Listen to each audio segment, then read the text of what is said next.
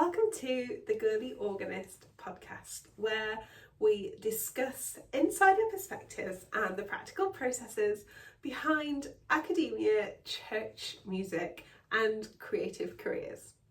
I'm Dr. Rebecca Okwoti. I'm a UK-based organist and academic, and today in our episode we are going to be looking at the career pathways of getting into church music, because it's never as simple as just apply.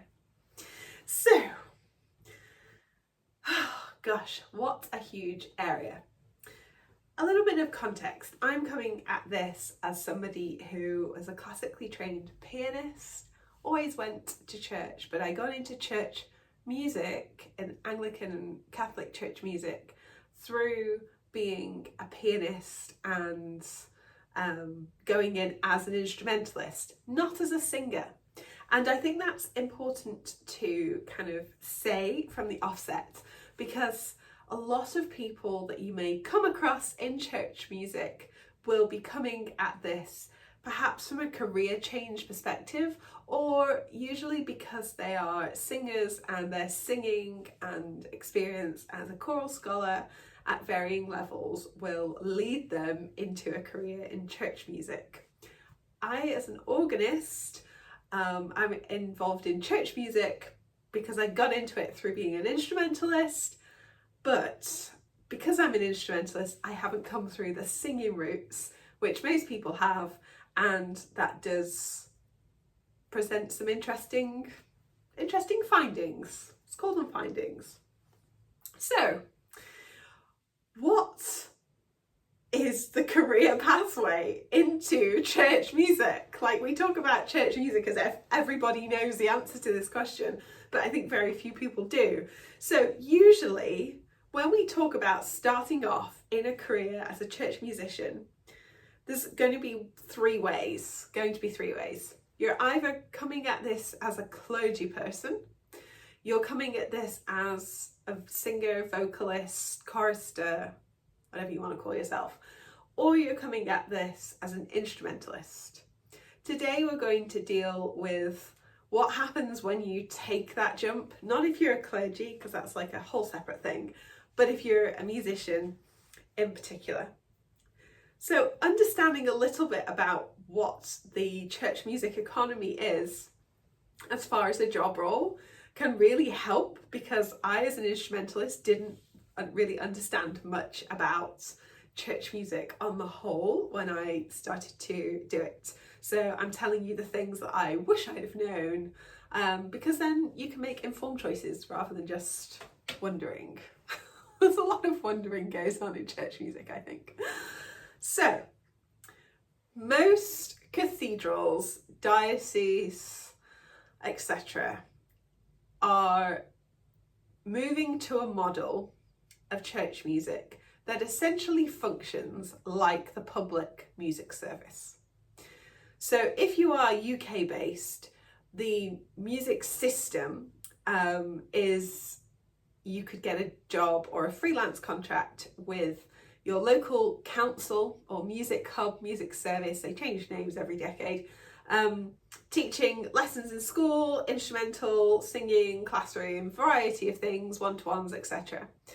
And the church has adopted this model within their, to try and, I suppose, let's face it, there's lots of news that the church is in decline. This won't come as any surprise.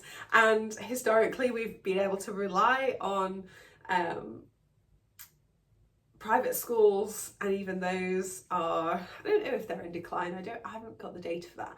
But the current government we have are changing fee structures and tax, etc. So it's possible that we may see a slight dip in applicants to those sorts of schools. So places are basically being forced to diversify.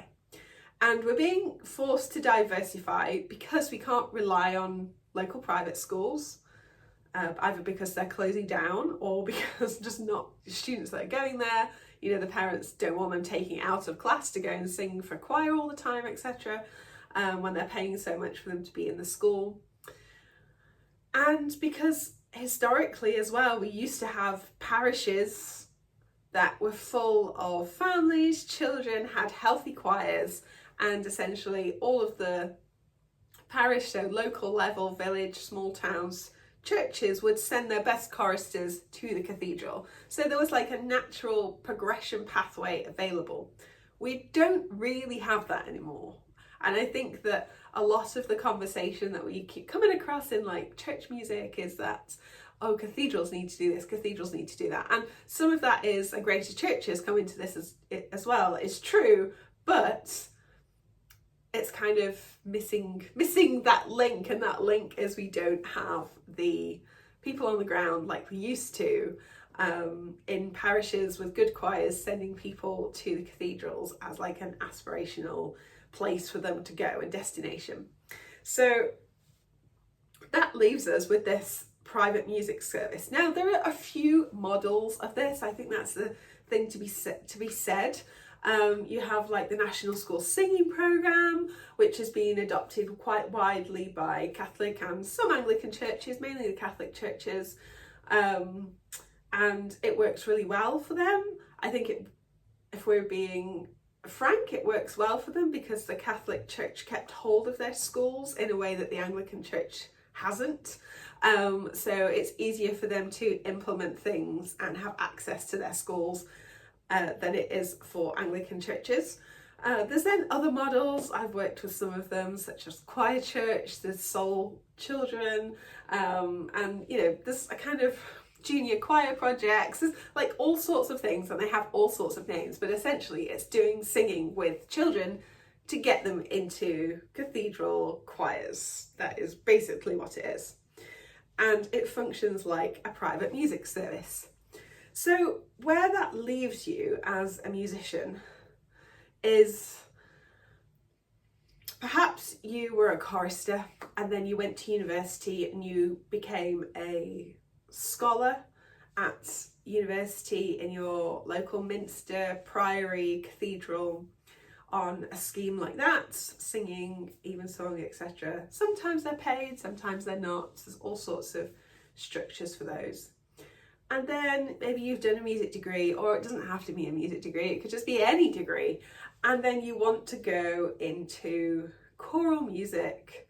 So you apply to become a lay clerk, and that would be like the singing job in church music, essentially. So a paid, what we call back row, adults in the choir who are paid to be there, and it sort of, you're never paid really well, you're just paid enough to make it worth your while, and sometimes you're given housing, sometimes you are paid enough as it's like a substantial chunk of freelance income, but not always. So, you know, read the docs on that. And then people kind of at that stage go, oh, I now want to go into this full time or do a little bit more. And that's when it gets a little bit messy. Because going from being a sort of freelance into what essentially is choir training, choral directing, animateur work, school singing program work, all of those jobs require a completely different skill set to being a singer and essentially a performer. And that is, I think, one of the main difficulties that's rarely acknowledged in church music, is that when people are signing up for a career as a church musician, as a vocalist, they're not signing up necessarily, or they don't know that they're signing up, maybe they don't realise, that they could end up sort of 9 till 4 p.m. every day in a primary school or high school doing singing sessions and then singing evensong or evening prayer, etc., vespers and mass after that. And that is the reality of what the job of church music has become. Now, this is where, like, it's expectation versus reality. because we think that, oh, I'm going into church music, I'm going to get to, you know, if you're an organist, I'm going to be an organist and I'm going to get to play the organ in these fantastic spaces all the time, and it's beautiful, etc. And then you end up with the reality of driving from school to school, and you are teaching one class after another the same music, and like it can be really inspiring and uplifting, but it's also tiring. And I think that one of the things, and well, it's tiring because often people aren't skilled, they're not upskilled in education. And so that's where it kind of becomes difficult, and people are getting so burnt out and leaving church music because they're like, this isn't what I signed up for, I don't want to do this. And it's kind of like we're in a strange place where we know that that's what needs to happen because parish churches aren't doing that work anymore. But people that have gone to university or maybe want to be a choral scholar or a lay clerk probably don't want to be in school all day, every day, teaching children that maybe have never sung before to sing.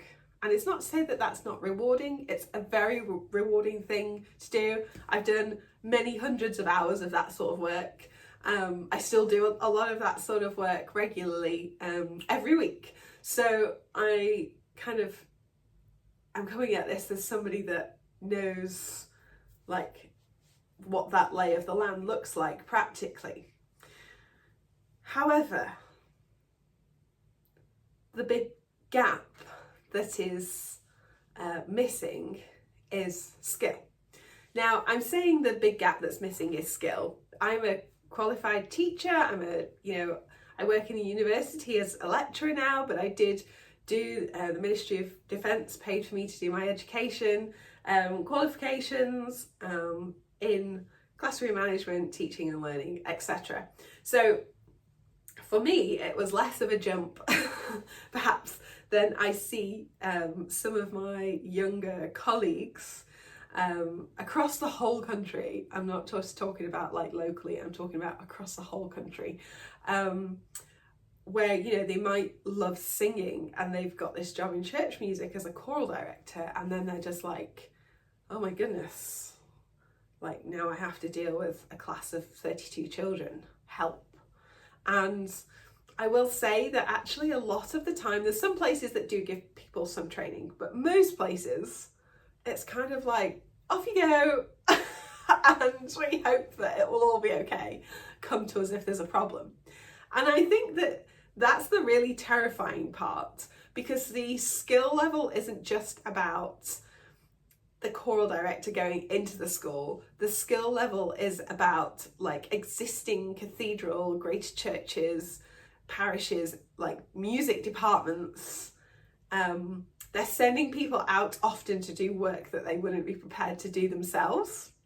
And that's a really difficult place to be, because not saying that everyone has to experience everything to be able to, you know, teach others about it. But if you are in a cathedral and you've always kind of worked in that context, then to be sending someone into now, like, you know, primary schools that are not private schools, you're not dealing with, you know, maybe there's huge like language barriers in those classrooms, there could be huge behaviour barriers in those classrooms, often there are. It's a very different proposition to where you're sending people, and we do not prepare musicians for that. I'm happy to go on the record and say we do not prepare musicians for that. I've been to a few of the conferences that are supposed to be training conferences, and I'm telling you, as someone that did a 2 years of teacher training, giving people like a 30-minute, 45-minute session or lecture on classroom management is not training people properly. So it's not to say that kind of education in church music isn't, people are trying, but on the whole, it's not at the level that you would expect. So then it kind of leaves church music as a career in a funny place. And it leaves it in a funny place because people just do not know what they are applying for. And you would think that that would be like a simple thing. But it's not. And here are some of the reasons why. Simply, little things like job title. Sometimes these jobs will be advertised as a choral director, choir leader, choir trainer, animateur, choral leader, assistant director of music, often code for dog's body that's going to be going and doing all of this choral stuff. Often directors of music are now having to do that or facing a lot of resistance if they are trying to get out of doing it, and have to kind of sending other people because they don't want to go and do it themselves. A schools worker, an outreach worker, sometimes even a choral youth worker. So these are like a vast array of terms, which if you were in education or in ministry, etc., like some of these things have very different meanings. Like the jobs that you would expect a youth worker to do would be very different to a choral director. And it brings in then issues of like recruitment, as sort of what are you recruiting for? Because actually most places they just like want someone that can do choral music, and that's what they think they want, but actually that's like the least important on the list of skills required to be able to fulfill the task well. So it's very tricky. There's then another category of people that kind of want to go into this work, and that category would be like career change people. And perhaps this is like musicians that have been full-time teachers, and then they're like, oh, I want to do something that's not, full-time classroom. So they will apply for this sort of work. Sometimes it's people completely like changing from, I've been doing finance and actually I've always wanted to be in the arts. This job's come up, I'm going to do that. Sometimes it's people that have, maybe had time off to have a family, and then they're like, I want to go do something else. I'm going to apply for this sort of job. And so that group of people come in to the church music community, and it's like a real shock, because a lot of the standards of everyday sort of standards of practice that you would expect in education, which is really what we're in, are not present. And then you have this like extra layer of faith involved as well. And it just leaves it in a kind of really chaotic space where, again, lots of musicians are leaving because they're burnt out, or they're really hurt because they're like, this isn't what I was told it is, or like changing expectations, because the bottom line is most people in church music don't understand. Well, it's not they don't understand. They're trying to figure out how to make money, how to keep choral music alive for the next, 1,000 years, and not have all the cathedrals shut down. And sometimes that pressure causes chaos and control issues. And so what do? You're like, I just want to sing, or I just want to sing and do a bit of choir stuff. That's okay. That's okay. That's okay. We can do that. You can do that. I would say, know what you are looking for. Know what you are looking for first. Because churches, dioceses, all of these places, cathedrals, singing programs, they're all often run by committees. And that means there's many voices that make recommendations, and then they hire based on the recommendations. But often when you get into jobs in church music, you have to kind of make it your own, because they don't really know what they're after. So if you are wanting to go into church music, questions to ask. What training in education and classroom management will I receive? How many hours? It should probably be about 100 hours of supervised training if you were looking at like classroom, what would be normally expected, where you would kind of, you know, be shadowing people, you'd take little bits and do little sections, etc. If they're offering you like a random day twice a year, ask for more.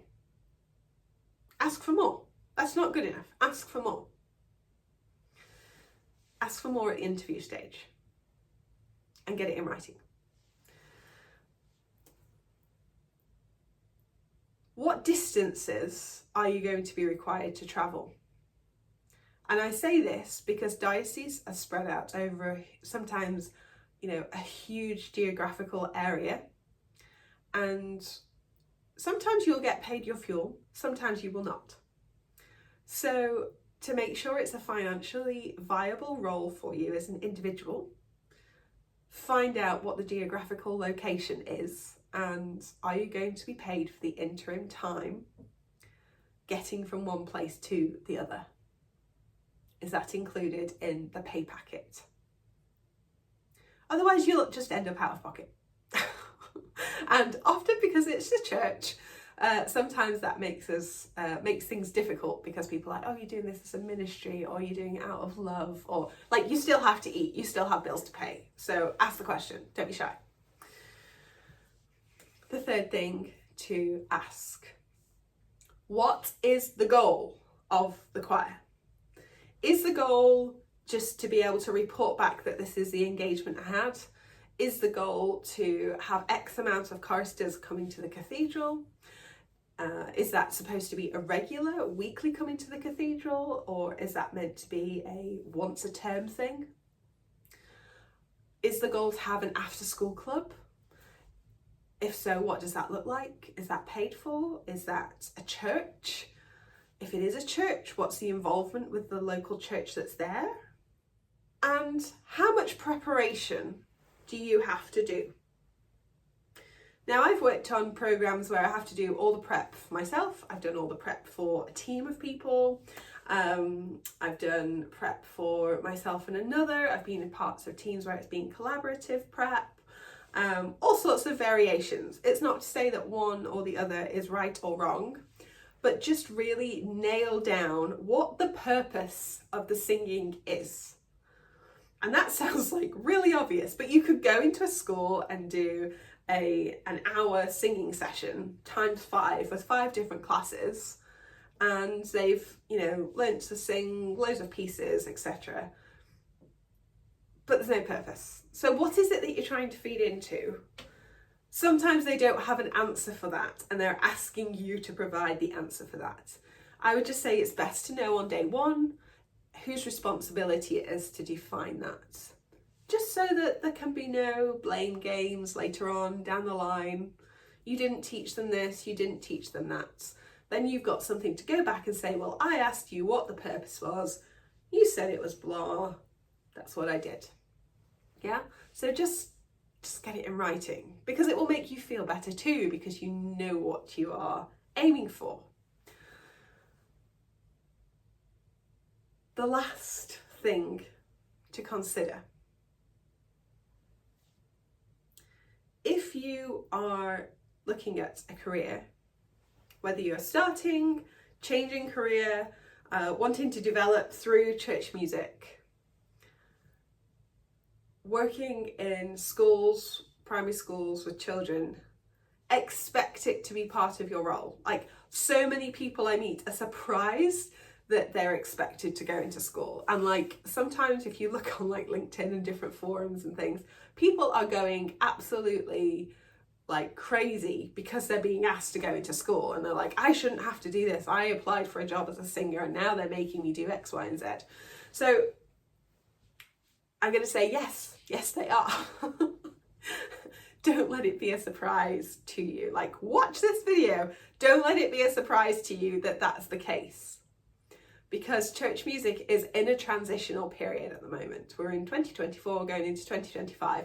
And when I say a transitional period, I'm talking about from like 2020, post-COVID, for the next, I'm going to say 15 to 20 years. It's a transitional phase. And that is because there has, up to that point, been a lot of stability in the way that things have worked and choristers have come through. A lot of stability in funding, a lot of stability in top personnel. So like cathedral and greater churches, directors of music, like a lot of those people have been in post for a long time. Some of that's going to change over the next 15 to 20 years. And that means the people that are going in now are going to end up in some of those places in the next 15 to 20 years, if not even sooner. And the onus is on us to be sort of tying down what it is that needs to be done, because actually most of the time people are making decisions based off ethnographic experiences. So they're making like decisions to fund things based on, oh, well, that worked over there, so it'll work over here. Or they're making that decision based on one church that had a good experience with one thing. And then they're like, oh, everybody can do this nationally, etc. So like the decisions, I'm going to say, aren't based in hard research. I'm talking about academic research. Like a lot of the funding decisions in church music, a lot of the they're based in like the church's own data collection, which is kind of skewed, I'm sorry to say. So yeah, it's not done in a really hard kind of consistent way, following like, you know, actual academic, tried and tested across fields, across generations, like research methodologies.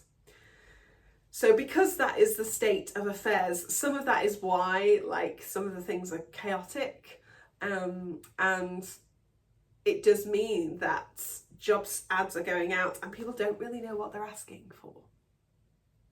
You know, there's also this kind of, oh, I want the top talent. And let's be honest, if you've gone to one of the top British universities anywhere in the country, to then be told you've got to go to like the middle of a city and be driving around all of these primary schools 8 till 6, 7 p.m. every day, including singing Vespers and Mass, like that's not what you signed up for, or that's not what you expect. And so the turnover of people is high because it's not what people expect. They can't cope with it. They don't feel trained for it. So they leave. They go and do something else. They retrain. They're like, I don't want to do this, which is fair enough. So find out what the goals are and set your stall. So you decide, what do you want to get out of this as a career? And it's okay to like change, I don't want to say change jobs. It is okay to change jobs. I think there has been this idea in church music that people have to stay in like one job for 30 years. But actually like that doesn't happen. So don't be lulled into thinking that, because often people will try and make you stay in a particular role because it's convenient to them.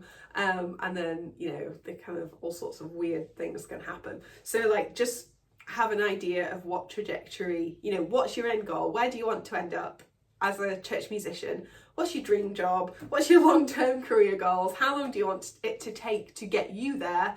Where in the country do you want to live, etc.? And, you know, if you are committed to that long-term goal, then expect at least the first 5 years, if you're in some sort of school singing program, to be a slog. There will be a slog, and that is until you get to the top, and then you can start distributing that to other people. But be aware that at the moment, 2024-25, most of the directors of music in cathedral, not all of them, but the vast majority of them in cathedrals and greater churches, have not done that slog that's being requested of us, me, everybody, you know, day in, day out, going into schools, etc. Sometimes paid, sometimes for free. That hasn't been requested of them over their 20, 30 years career. So understanding goes both ways, but like just have it in the back of your mind that they've not done that. You know, they might have gone in and done assemblies, or done a big sing where the kids come to you, that's not the same as day in, you know, essentially becoming a music teacher for a music service. And just knowing that that is the reality of it, like you can be mentally prepared. And maybe you say, well, actually, I want to come and shadow the choral director. I want to, you know, before I commit to this, can you go somewhere and get some experience and go along with someone for a week? Get an actual idea, not a curated idea, an actual idea of what that is like. Because it's rewarding work, but it's hard work. And it's still it's a developing area, and it's in a transition at the moment. And the pressure of the transition is making things a little bit unstable. And to combat that instability, if you know what your own personal goals are in the long term in church music, then you have your why, and you'll be able to bear the kind of interim part, because you can sort of see ahead. I would say it's not for the faint of heart. So church music's not for the faint of heart anyway, because it's dealing with people. But if you are someone that is actually like, I want to be in church music and I just want to sing, applying for things that are choral director roles are probably not going to be your jam. You know, if you're sat there and like the thought of having to go into schools and deal with like 5-6 year olds all day is just not your thing, and you already know that, then don't do it. I'm just going to say, don't do it. So hopefully this has given you a little bit of an overview about the career pathways and what to expect getting into church music. I am 9 years into church music I've worked in the Anglican church, evangelical churches, Catholic church, primary schools, private music service, public music service, all sorts of things. So, but I am trained in education, which is why it never hit me, the classroom management thing, because I've been trained in how to do that and coached and practiced and had mentors, etc. Like, it's been an ongoing process. It was an ongoing process for a long time while I was on my course. So be aware that if you are like, I've just graduated, I'm going to get a job as a choral director, that's fantastic. But remember the things that you like, ask for the things that you need rather than assuming that they would be given. Because basically, often choral directors, you know, schools will expect the same standard as their teachers are delivering, which is, you know, full QTS or education and training qualifications. And church musicians, for the most part, do not have those qualifications because you've not trained in education.